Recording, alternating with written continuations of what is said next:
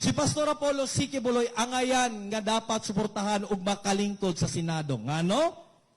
Daghan nabuhat si Pastor Kibuloy ug daghan pa og nabuhat.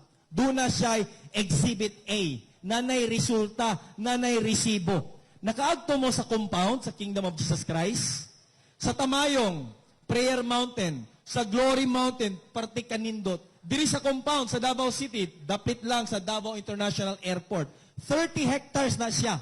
Naadiha ang hapit na mahuman na King Dome, 75,000 seating capacity, the largest indoor worship cathedral in the world.